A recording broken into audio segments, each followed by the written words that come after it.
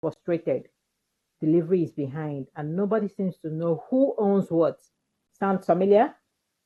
That's the sales executive gap, and it's quietly killing more businesses than bad leads will ever will. Hi, I'm Callisto Modu, and today we'll be talking about one of the most overlooked gaps in business performances, the space between winning a deal and delivering on it. I've worked across both business development and operations, and I can tell you this gap is real, it's common, and it's almost always preventable. Here's what typically happens. Sales is laser focused on closing. Their KPI are pipeline, conversion, revenue booked. Operation is focused on delivery, timelines, resources, quality. Both teams are doing their jobs, but there is almost nobody managing the transition between the two. That gap, that no man's land between the signed contract and the first delivery milestone, is where revenue gets delayed, clients get frustrated, and execution starts to break down. And here is the kicker. It's really about effort. Both teams are working hard. The issue is alignment. They are both optimizing for different outcomes with different information and often with completely different visions of what was actually promised to the client. Why this happens? Sales has incentives to close. That sometimes means overpromising timeline, underquoting scope, or making commitments operations simply cannot honor. Not out of bad faith, but because when you're in competitive deal, you say what it takes to win. Operations, on the other hand, get handed a signed contract and is expected to deliver something they had no input in scoping. The result?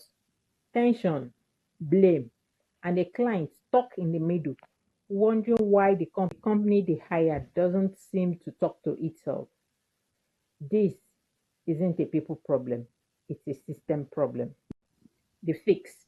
So, what do strong organizations do differently? First, they build a formal handover process, not an email chain, not a Slack message, a structured transition meeting where sales briefs operation on what was promised, how the client bought, and what success looks like to them. Second, they involve operations earlier before the deal closes. Ops operations should have a seat at the table, at least for scoping. This prevents the classic sales promised the moon. Operation has to deliver it by Tuesday problem. Third, they create shared metrics. When sales is only measured on booking and operation is only measured on delivery, you've built two teams that will never truly cooperate. Find the overlap. Revenue recognized only when delivery milestones are hit is a powerful alignment tool. And fourth, they designate a transition owner, someone who lives in both worlds, a revenue operation role, a project lead, a client success manager. Whoever it is, there needs to be a named human responsible for that gap. The company that scales well aren't just good in winning deals, they are good at keeping them. And that starts with taking the handover between sales and execution as serious as you take the pitch itself. If this resonates with you, drop a comment below. I would love to hear how your organization handles the handover.